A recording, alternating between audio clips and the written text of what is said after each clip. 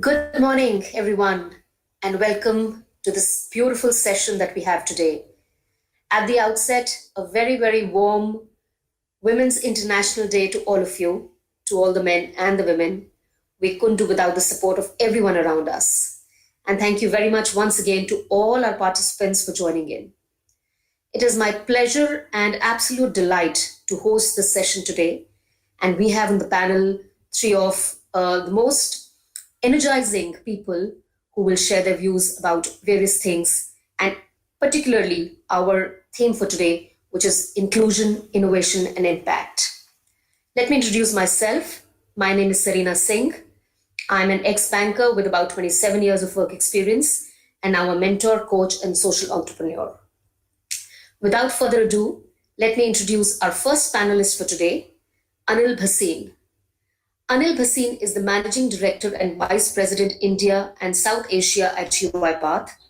He is responsible for setting the business technology units within the company's India and South Asia operations.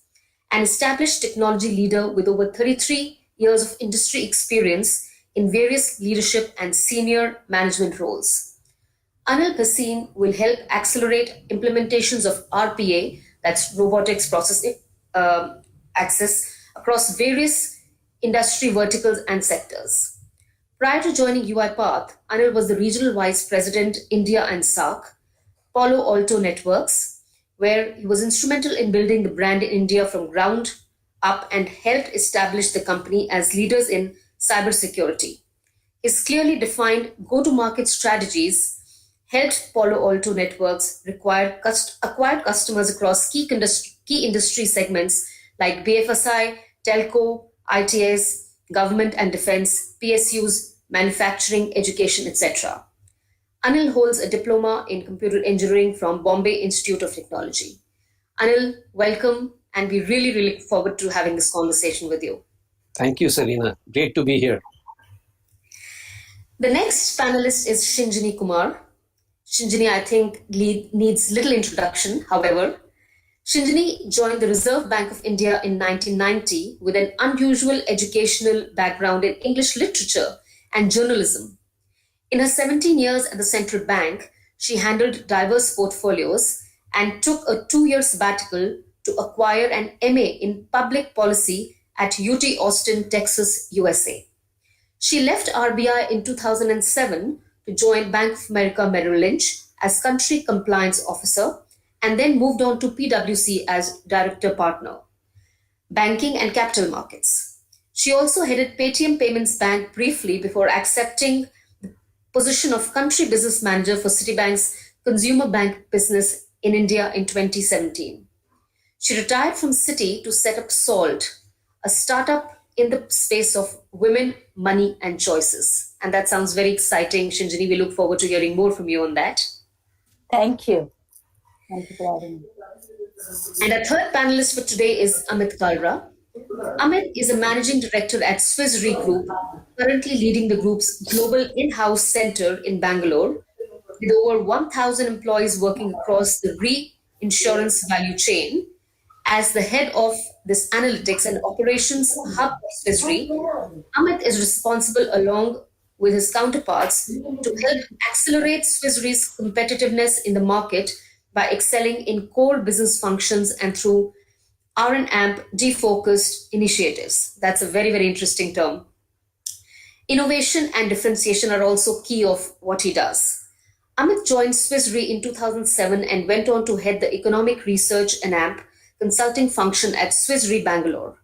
Most recently, he was the head of strategic initiatives Bangalore, where he was responsible for growth strategy and capability build-up initiatives.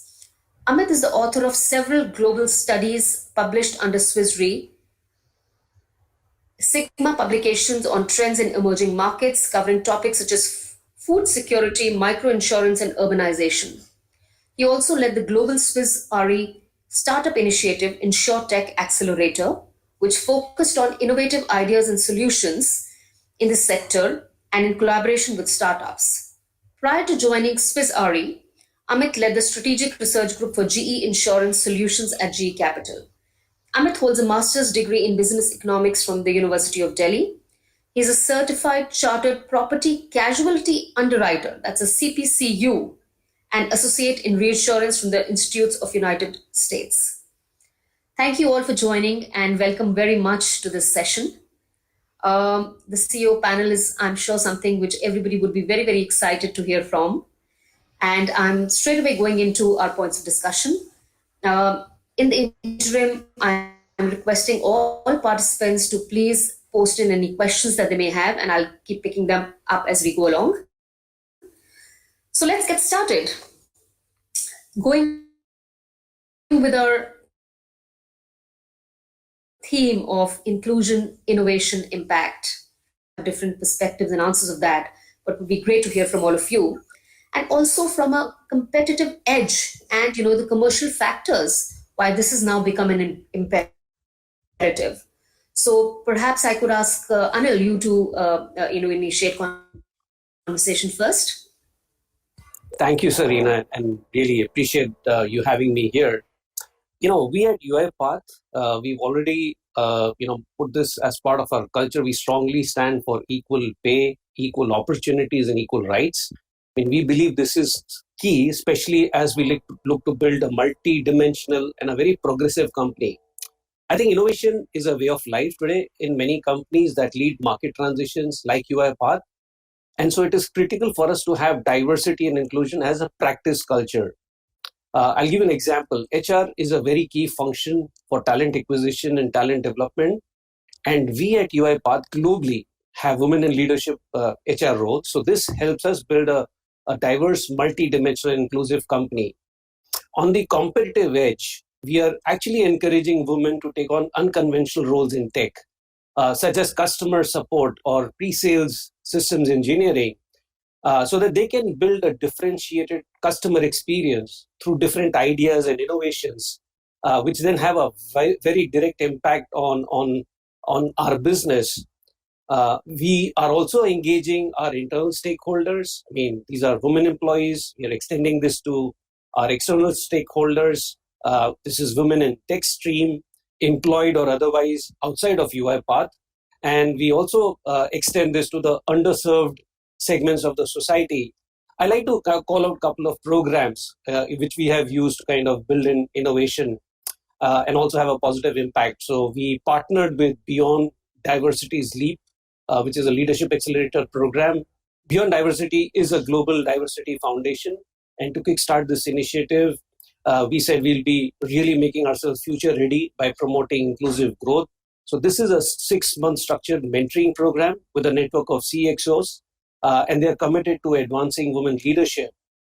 This symbiotic partnership started way back in January 2019, and we worked on a multi-pronged approach to bring diversity to UiPath and empower our employees to reach better heights in their careers. And we nominated 2 of our women leaders. One is senior director managing our global services, and the other one is a senior marketing lead, and to be part of this program. And we have seen fantastic results. Last but not the least, what we've done is we also created what is called Women's Circle. And this program aims to support the growth of our women colleagues by creating an environment of trust, of psychological safety, where they feel very comfortable sharing their experiences and lessons that they have learned at and outside of the work environment, essentially becoming influencers, right? They help connect to people outside of their immediate connections. This opens up the way for expanding networks, making new contacts, sharing ideas, building last-longing relationships. And this is, again, a program which was structured by Stanford for peer support, mentoring, education, and shared experiences. And so, we at UiPath, we are seen as a market leader in bringing the transition of the world becoming an automated enterprise. I think we've seen the benefits of this, Sareena. Thank you, Anil. I think that absolutely gave perspective to a lot of people on various ways that you could really make, innovation a very practical way of, living within organizations. So thank you very much for that. Shinjini, your views, please. I'm going to start by talking a little bit about inclusion and why I've over the years come to be a little bit skeptical of that word. And the reason is that somehow we managed to create more exclusion by talking about inclusion, because it became almost a hard-coded category. And once we started to scratch the surface, especially because we were looking at, I'm talking about SALT and what we were trying to do at SALT, when we were thinking about building a platform for women, is the first thing we had to deal with is why women? Are we excluding men, or are we building for a category that's been traditionally excluded? Or so it was a very interesting, sort of phase to go through between us, the founders, but also later on as we started to hire the team, then the younger people who came in and the way they were challenging our ideas of how we thought about this. And I'll just tell you a few things that came out of it, which are interesting to understand. And we do find that, and it's a very positive thing, and it makes me feel really good about it, that the younger people, people in their late 20s or even early 20s, but incidentally, people we've hired in their late 20s or very early 30s, they feel a lot more, I should put it, they understand the gender roles with a lot more empathy and a very genuine acceptance of differences as well as similarities than I think we ever hoped for. So that's a very encouraging thing for me. So when I think about inclusion, I want to build upon that. So at SALT, when we think about who are we including, so then we were earlier interviewing just women, and then we said, let's also interview a few men and try and understand if these differences, if this diffidence that we see in women for making financial choices in a similar way as to men, is this coming from a genuine difference, or is this coming from socialization or training, or is this coming from traditional exclusion? And we found a lot of the factors that cause that exclusion were actually common in the set of younger men and women. So, for example, a millennial man is as likely to be wary of accepting terms and conditions and mistrust, information sharing as his millennial woman counterpart. So we started to build upon a lot of that. So what I'll say is that traditionally, when we've talked about inclusion, we have meant to talk a lot about, sort of the poorer sections, the women, the excluded people. And you start to build upon this positively, and you start seeing how many of those people are actually they're very ready for it. They're very much there. They actually understand what's happening. So we need to deal with barriers to getting them inside, rather than focusing on their exclusion and building a messaging that further reinforces that exclusion by constantly, building upon this financial inclusion. So for me, a pet peeve has been financial inclusion, because it somehow meant that all the problem that you needed to solve was to open a lot more bank accounts for a lot more people. And it sort of didn't focus upon the fact that within the categories of people that probably had bank accounts or could go ahead and open bank accounts, there were further categories of exclusions. It could be on the basis of gender, it could be on the basis of location, it could be on the basis of financial standing, it could be on the basis of caste or whatever. But the categories of exclusion were many. So I've started to think more about exclusion. And the reason this is important in the context of innovation is because a lot of the modern technology and we are very lucky to be living in this time, because the technology actually helps. And I have two people on my panel who will know more about this than I do. And, Anil just talked about it. But I think it really helps us to deal with some of these barriers and the barriers traditionally exist on the supply side, because that's where we've sat on it and we've created this entitlement, and we've further reinforced this idea of people standing outside the door. So I think innovation is a very allied theme to this. And I'm really, really very happy that at this point of time, I have the opportunity to, sort of bridge this thing, at least as far as gender is concerned. I'll just tell you one very small story before I give it back to you.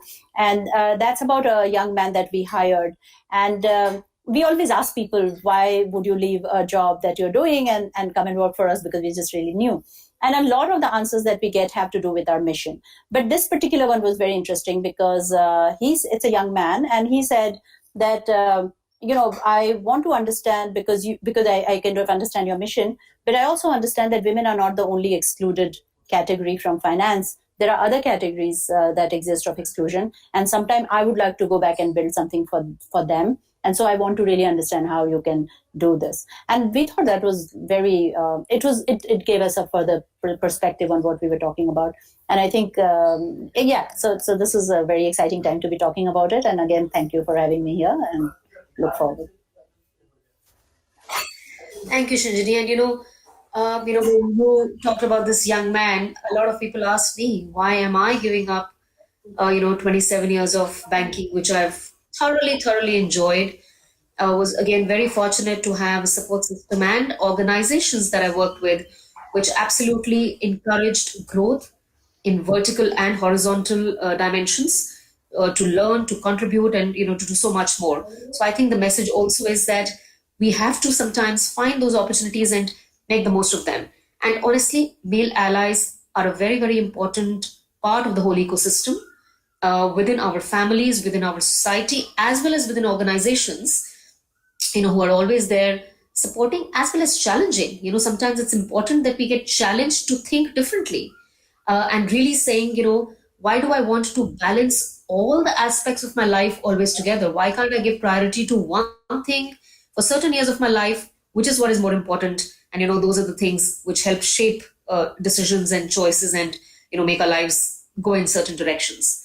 So with that, Amit, your thoughts on this, please. Sure. Thanks, Sareena. Thanks for having me here. So firstly, happy Women's Day. That's right. Celebrate the accomplishments, and we should definitely do that, right? It has already been shared by Shinjini and Anil. So let me take the view from innovation perspective, right? So when we talk about innovation, it's not always that everything you try to do is successful. Yeah. So there are a lot of learnings, failures which are coming in the way. I'm sure everyone can connect. I think the critical success factor to make innovation impactful and successful is the people and the mindset, right? So it's the technology, it's a people and the mindset, and that includes creative thinking, curiosity, ability to challenge the status quo.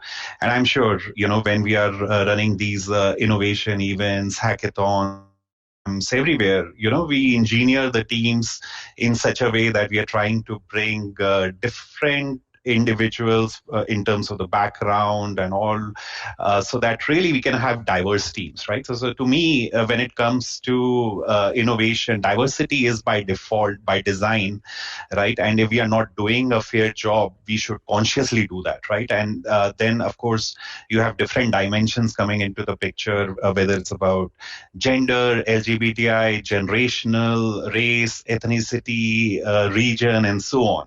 I mean, the end result has to be diversity of thought, perspective, which is really coming into the game.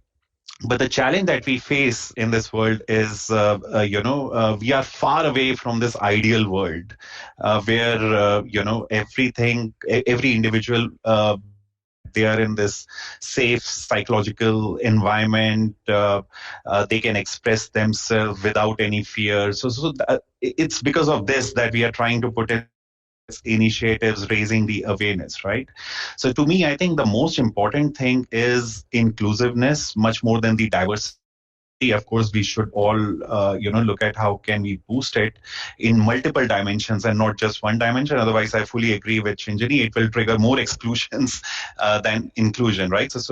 And what we need to strive for is an inclusive, enabling working environment where each and every individual, individually as well as a team, can thrive upon, right?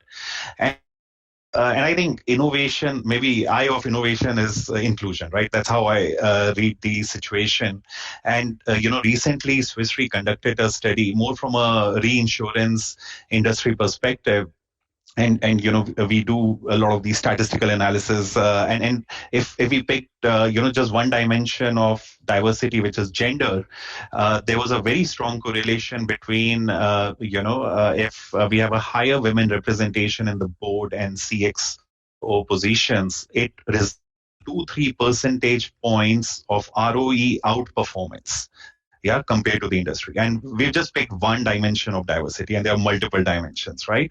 So the point what I'm trying to highlight is that inclusion should be very integrated, yeah, and it should be part of your strategy, business strategy, right? So if the organizations are trying to create some initiative around Women's Day or Men's Day, or one off in the year, then we are not really living the purpose. We are not living the culture that we should aspire for. I think this has to be embedded in day out of our lives, right? And from a Swiss Re standpoint, what done is we have made it as a group must win. So just like how we have strategic priorities as a group that we have to achieve over next few years, we have highlighted that accelerating inclusion and diversity is non-negotiable. It is part of our culture, which means it has the highest attention, because we also believe this will trigger outperformance for the organization. So to me, integral, and we are looking at all the dimensions of diversity, yeah, whether it's gender, LGBTI, generational diversity. We are also talking about mental wellness, because that is also a topic which is getting ignored a lot, right? So to me, this has to be very much holistic, embedded, and only then the organizations can innovate, they can outperform, and then they can sustain over a longer period of time.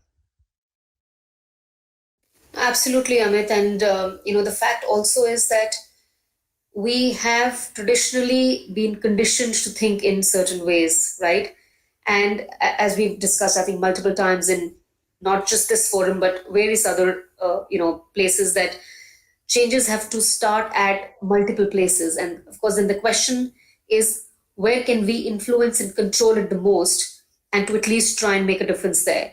So my view always has been that even where education is happening, beyond a certain level, these dimensions have to be brought into the thinking of everyday lives of people, boys, girls, parents, and everybody else.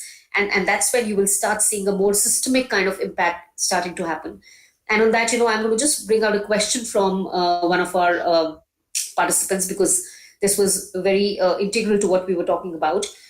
This question comes with saying, how do organizations balance diversity imperatives with more commercial short-term pressures, as those often contradict? So if any of you would like to take a shot at that, and then we'll move on. So if I can just so when it comes to, so I guess the way I understood the question is, there are short-term challenges, right? And then there's short-term ask as well. How are you really embedding that, right? So to me, I think the answer is simple. So when the organization, irrespective of the size, it's a startup, MSME, or a large corporate, every organization sets a vision in terms of what they would like to achieve over mid to long term perspective, from a 3 to 5 year time frame, right? And that's how you set the ambition, really build the momentum, right? So that addresses the why part. So why the organization should exist, and then comes the strategy in terms of what we should really like to accomplish, right? And then you're talking about having the right offices, factories, stores, whatever is part of your industry and the entire value chain, supply chain. How are you really equipping yourself? So you're putting a lot of emphasis on the physical infrastructure investments, and all these investments as as part of the strategy. The companies are actually putting money, allocating money in those particular resources. There will be some short-term losses which will come, but there's always a longer time frame that, okay, we are fine making in the first year, 2 years, or we are fine making these investments, but from a 3 to 5 year or even 10-year frame, this will help us become a market leader, or gain more market share, right? So a lot of emphasis is going on addressing the why and the what. I think what organizations increasingly should start doing is also to address the how part. And how is critical. So I think we all have heard about culture eats strategy for breakfast, lunch, dinner, whatever meals you talk about. And this is the reality, right? So if we are not investing in setting the right team, and by right team, I mean diverse team, right, who are bringing in different perspectives. If we are not investing in setting the right open culture environment, yeah, where everyone can together challenge the status quo, or really take the organization to its purpose or to its ambition, then we are missing the point. And I fully agree, there will be efforts, investments, setbacks, yeah, which might be there, right, or it will take longer period. But you have to make those investments even in the culture and the diversity, just like how you're making those investments, on your the what part of the strategy. So to me, the what and how need to be looked, jointly, because jointly only this will help the organization become successful in the future. Yeah, and just to add a sentence to what Amit said, in every business, you make these trade-offs all the time of what are you going to be delivering quarter on quarter, and what are the investments that you're going to be making for longer-term sustainability, because nobody wants to build a business for a quarter, right? You're building a business for a very long time.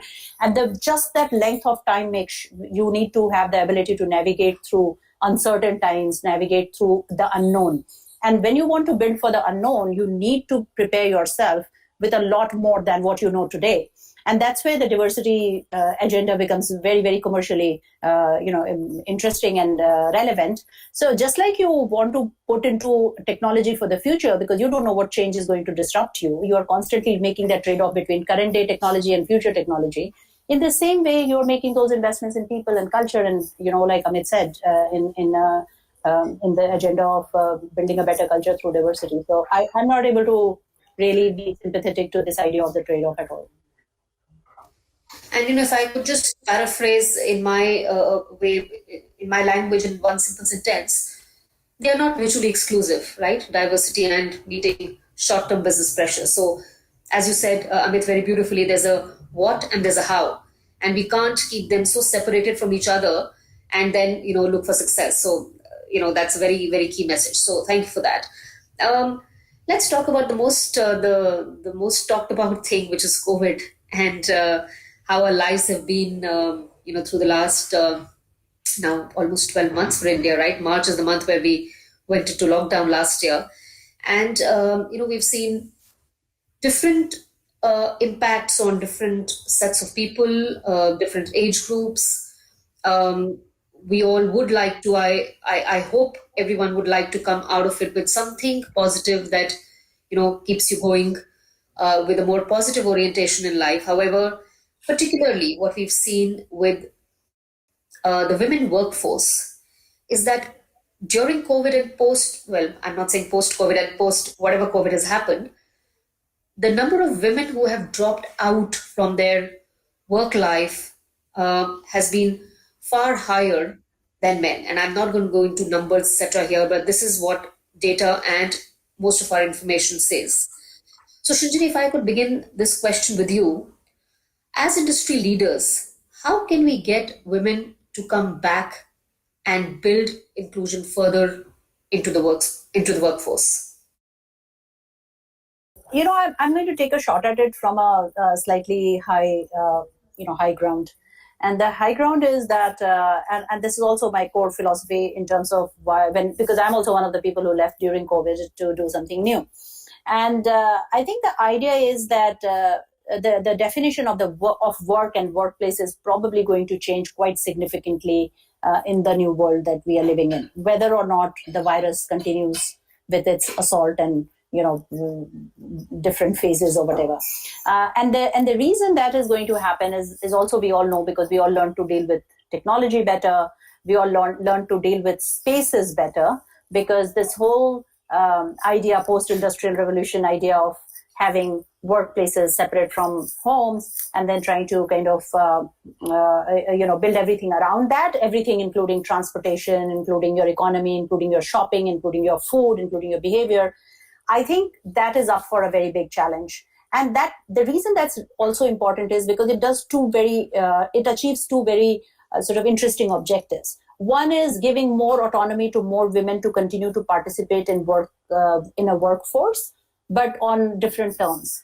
And the definition of work, which has always been about being registered in somebody's economic activity could change also from being contributing to economic activity, whether from home. So there's already a lot of understanding of how household works, for example, contributes to the growth of a society or a country or an economy. And now we are talking about not even just the housework, but also what other things women do from home which are productive, right? So I think that idea of the work and workspaces are for a change, which I think creates very interesting opportunities for women to continue to participate. And I agree with you that the structured formal workplace might be a loser in this process because they might lose talent. And that talent also does not necessarily always have to be women. That talent could be very smart young men who don't necessarily want to get up in the morning, get ready and sit in a chair from 9:30 to whatever time their bosses get up from their seats. That's not the lifestyle that many smart people are going to prefer. So I think that the idea of the work and workplace will come for a change, and that's very interesting from the perspective of diversity and talent. And it's a really big challenge for organizations to think about how to bring this back into how to get some share of this action into their as well. The other thing that this does is also because one of our major concerns today on the planet is also environment, right? So the entire pattern of working and living that we have been brought up on is not very sustainable from that perspective as well. So I think what is happening is probably not a really bad thing if we are able to take some good lessons from it and use it to build more inclusive ways of working and expanding workplaces, rather than going back and saying if you can't get up at 7 a.m. and take the local train and be in the office at 9 and then again leave at 9 to reach home at 11, then you're not a good employee and I don't really want you. I mean, that's for organizations to decide if that's what they want to do or if they want to create different approaches. And I could talk about different approaches, which are very much possible because, again, we are having this conference. The virus didn't kill the spirit for us to get together to solve problems, to talk, to discuss. There's no reason why organizations can't solve it. So I'm not going to get into the solution part of it, but I think it's very important to recognize this reality. Yeah, and Shinjini, I also heard from you a very, I think in a very pointed way, a kind of an expanded definition of workforce, right? And then the how of that workforce also gets expanded because, as we said, everything is kind of changed for us. Anil, if I could invite you for your comments on this one. Yeah, I think of this very differently, Sareena. I think the world has changed dramatically. There were three irreversible trends: globalization, digitization, mobility. But we had this in the construct of a physical world, which also meant we had a lot of legacy skill sets. I think what we've seen transform is from physical to digital. I would say more digital than physical, right? And that requires a different set of skills, which the world never catered for. So I see this more as an opportunity rather than anything else, because look at the demographic dividend that we have, right? We have a very young generation. The skill sets that are required for the future, not for the past. And this includes building digital cyber warriors, right? You were talking about technologies, about the future. We talk of automation as the next new normal in everybody's life. And so think of what has happened today. You actually have an opportunity where women can take on new skill sets. And we ran this course, we had COVID as an example, where we built a course just training women on RPA. And this is just software, so there's nothing unique about it. And we gave them this internship for 60 odd women. And we saw fantastic results. Now, this is the new normal that I'm talking about, right? Not about the physical and the legacy part, which I think is really gone. So as we move forward in a world where we believe, I think digital will stay for a long time, it's really about building new identities through skill sets, which are really focused about, how do you kind of build the next new generation of organizations? And I call organizations three categories: legacy, next gen, and even digital. Look at how they are. If you look at digital organizations, their skill sets are very different. Their mix is very different. We will not have this debate there. This is more, pivoted towards legacy, or even companies that are trying to be next generation. So in my mind, if we remove this unconscious bias in terms of how we build organizations, how we scout for talent, I think this will go away. I think there's too much of focus and entity. It's almost like a tick box that we have to say, yes, we are a culture that promotes this. I would rather make it very natural to say, what skill sets do we need? And then reverse engineer from there. It could be anybody, right? Why do we slot people in roles? And I just talked about that. I mean, to my mind, innovation can come through marketing, customer experience, or whatever else it is, right? So I think, we have to kind of reset our mindset into what is future state versus current state. That's what I would say, Sareena. Thank you, Anil. And sometimes because of whatever is going around, the whole picture does get a bit blurry, right? So your clear vision, and which is why we have leadership roles who are able to create that vision for for our other people for the future. And I have a very interesting question in the chat box here.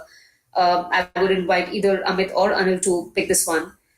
It's a provocative one. So it says, are Indian men really progressive? We yet find many prefer that their wife does not work if they earn enough. So what would you say to that? I will probably take a hit at this. The answer is yes. We can't run away from reality and how we raise and things like that. I think it's changing though. I don't want to kind of get stuck in the past. But you look at, I think the women entrepreneurs over here, I'll give this example of banking. Which was the country the last you had where all the top CEOs were bankers and they were all women? And that was question to, this is like, I'm contradicting the question here in some way, shape and form. But the positive side of the question is, it was only limited to banking. It never happened beyond one industry. And again, yes, I think as men, we kind of slot tasks into what a man should do or what a woman should do. Unfortunately, it goes back to the education background, the upbringing, the value systems that we carry. And it is time to break away. I think the next generation is breaking away, in my view. My niece, for her, the operating system is Facebook. In my time, it was DOS. And that's the disconnect we have, right? So for her, everything starts with a Facebook, Twitter, or whatever else. And so, yes, I think it is progressing. Maybe the acceleration may not be as much as we would like. But I think if you go the next decade, it'll be a very different India. At least that's the promise I see. Yeah, so I would just agree to what Anil just highlighted, right? So we are in the process of transition, right? And it takes time. Yeah, there are so many sometimes limiting factors, the way, the kids brought up. So you can't really change everything overnight. Yeah, but there's a lot of, I would say, as long as we acknowledge there are challenges, and they can be addressed, I think each of us can play a significant role, right? Both in the personal capacity as well as in the professional capacity. Yeah? So that's what I would highlight. But Sareena, can I also just bring the broader view, to the question that you asked, right? Because I somehow have a bit of disconnect, with all these papers which have come up, which shows data, which shows the impact more on the negative side. I would also like to bring a very opportunity view. It's a strong opportunity, it's a potential. And I think in general, I know that there are a lot of issues, challenges around us, but we really need to build a positive frame around us, right? And have a positive outlook forward. Otherwise, we are just living in the present, going circles and circles, trying to fight issues, right? I personally believe the future is going to be a much more flexible, hybrid work environment, right? So COVID has actually been a disruptor in terms of technology adoption, I think, as Anil talked about, but also in terms of what the future of work should be. Yeah? So if we were thinking about future of work will kick off, gig economy, everything by 2030, 2035, I think it has accelerated a lot. And the future may not be pure remote working, but it will definitely not be that conventional way of working that we were used to. And that unlocks a lot of opportunities, and if we talk more from a gender specific, here we are talking about if for a lot of women, if going through a specific schedule was always a limiting factor, I think that is going people getting trained on new skills was a limiting factor.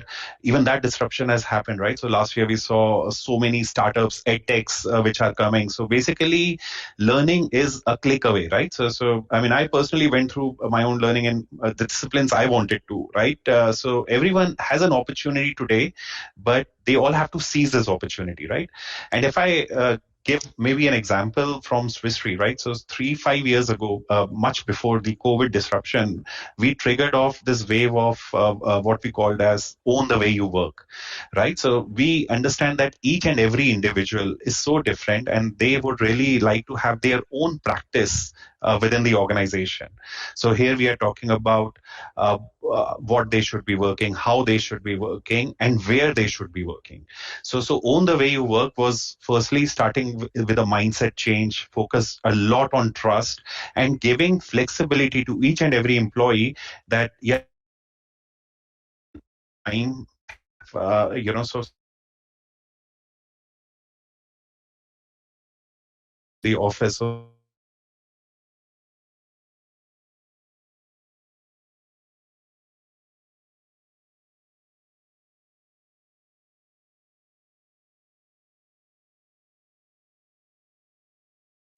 Empowerment and flexibility is getting embedded.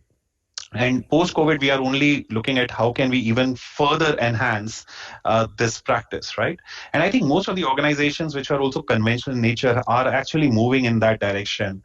So to me, it's going to be an unlock of the opportunity, and that will impact on how, even at the individual personal level, we are actually looking at these issues sometimes which are connected to the culture or, to the provocative question which was asked.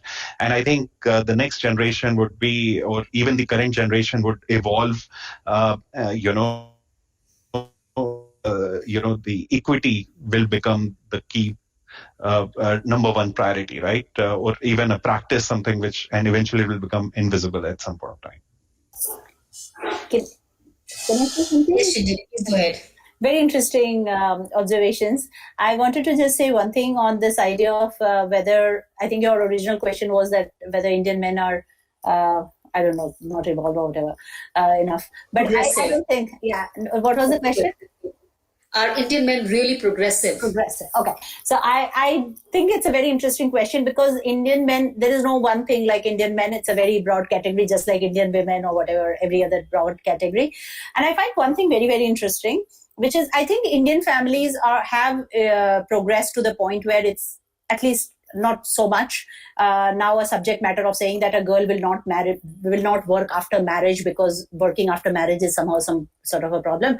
I don't think that's happening so much. I think the reason women are dropping out is more around because as a society we are obsessed with children's education. We seem to think of it as a be all and end all of our lives, being that our children's education must be some sort of a big virtue associated with that. And that very interestingly plays out very differently depending on the economic and social strata you belong to. So if you actually talk to a lot of people that are lower income, like your drivers or low income workers, it's a extremely heartening trend of how much they're investing into their children's education, agnostic to gender. So the number of people that I meet who are investing into their young daughters' education, wanting to get them into good schools, tuition, etc., is a very interesting and heartening trend. And a lot of the fathers get involved there because fathers are the primary breadwinners and they sort of get very much into it. And those are very nice and sweet relationships. So I would say that's very progressive, actually. And that's a very large number of people, actually, in this country. So I really want to, celebrate those men and everything that they're doing.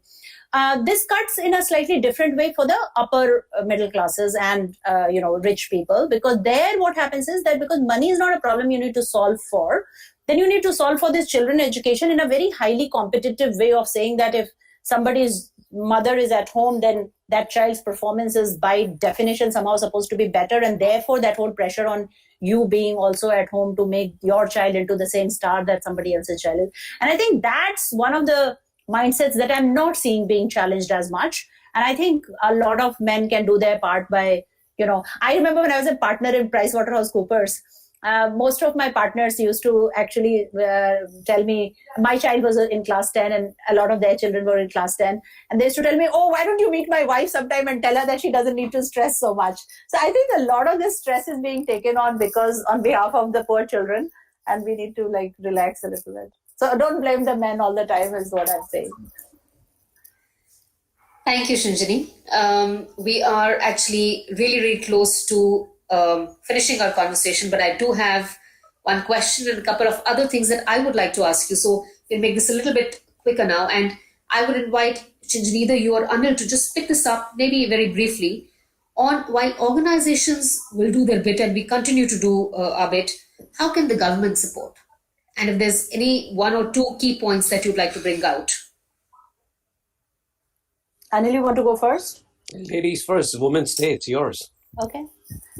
It's mine even otherwise sometimes. But okay. So I think I think I have a very strong belief that the system is skewed towards asset ownership. And I'm coming from a financial services background, so I can say that one of the reasons that constrains women. So what are the things that constrains women from participating more in the workforce? And a lot of progressive things have been done by the government in terms of, maternity and things like that. I just feel like micromanaging somebody's life never gives the right outcomes. But incentivizing organizations to become a better culture, to become more inclusive, to create more, better work incentives, all gives better results. So maybe a little bit more dialogue between the industry and the government when they think of these nice incentive programs like creches, for example. So I was at Citi when we were implementing the creche program, and we realized a lot of and we are not even like the largest branch network bank, so I can't even imagine how other people would have implemented it.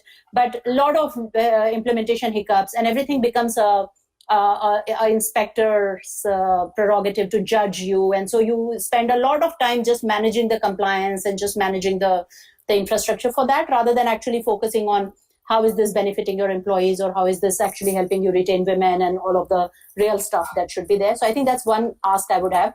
The other ask I would have is that a lot of our laws are very skewed in favor of asset ownership and that works in favor of men because women don't own that much assets. So all this GST registrations, I've just been through a startup process and the so-called ease of doing business, and a lot of it is still a lot of paperwork, a lot of expense. So I think for more women to be participating in more economic activity from where they are, I think things need to be looked at from the perspective of, let's say, a single woman who's a mother of 2 children and yet wants to do something from home, and just make it easy for her. If you can address that problem, then you can probably address it for everybody else. I don't think we approach it like that. We approach it from the perspective of a future billionaire investing in his career, who has somebody to take care of everything else at home and is totally focused on doing this. That's the way every journey is designed. So when we design journeys, we think about the UX, right?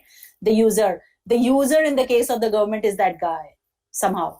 So that doesn't seem to work out. And when it's a woman, then it's a helpless woman who has to, who they have to provide for. And so I think we need to change that.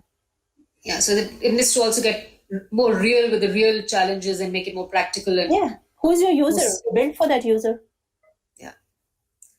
Thank you, Shinjini. Anil, your views, please. Yeah, I mean, it's ironic that the government itself is struggling on the women's reservation bill that they threatened to pass quite some time back. So that should give you the state of affairs and thinking, right, at the top level. But having said that, I think I'll just keep it simple, just for the want of time. I think we have many industry forums, and each one is empowered to represent a particular set of associations or companies. I don't think we have a unified voice. We should sing the same song. If you really want change, then whether it's a NASSCOM or a CII or whatever these forums are, I think this should be a big agenda discussion at all levels. If you're serious about this change, again, if it's just a conversation for the necessity of it, then I think, yeah, we can do all this.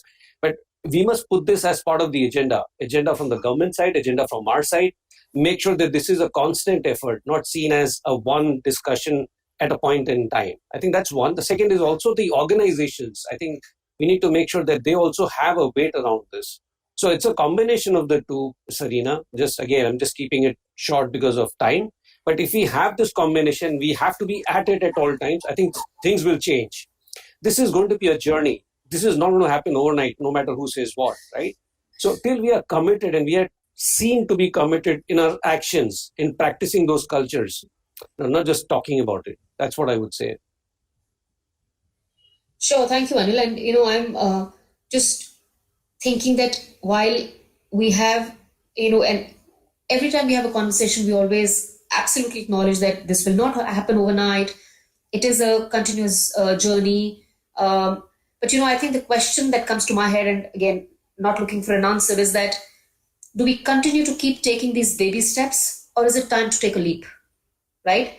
Because we can do either, and we will reach different positions. But I think it's important that we understand what is it that we want to really achieve, because the baby steps will take us towards something at a slower pace. By that time, the external environment changes, etc. So I think maybe it is time that we thought, is a leap really important at this point of time? But having said that, I just want to read out a couple of quick comments from the from the audience, and then wrap up with the last rapid fire question for all three of you. A lady says that if women are working, they will provide more stability to child education and better view on market and society to children. So that's one view that has come.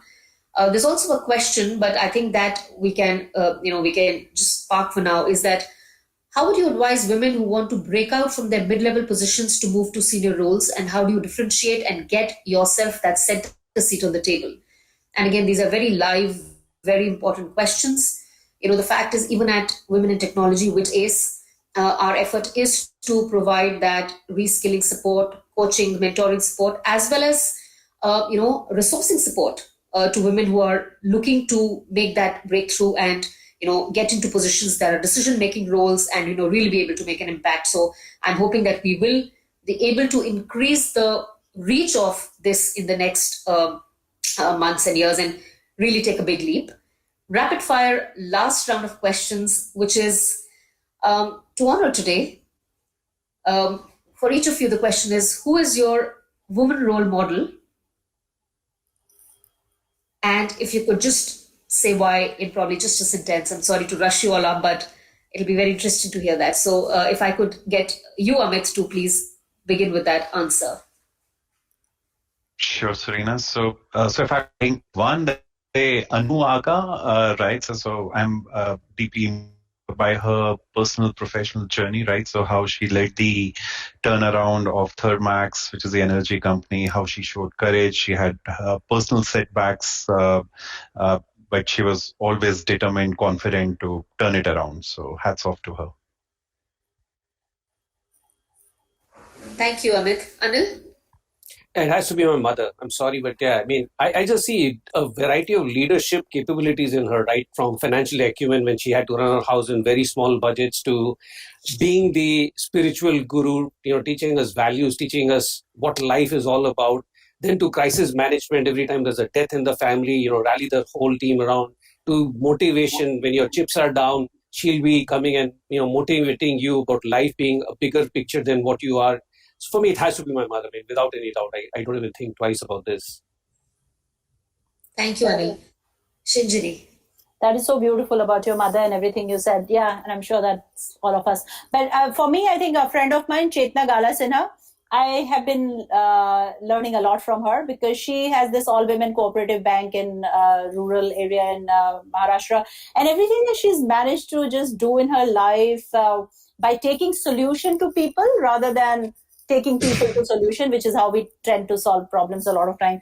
And I think she's a very deep inspiration for me at this point of time, in particular when I'm trying to build for women, because I've realized how much different it is to build for women because of one of the things, among other things, because of her. So I think, big role model and inspiration for me. I hope she won't be listening to me, but I'll tell her I said this. I really love her. Yeah.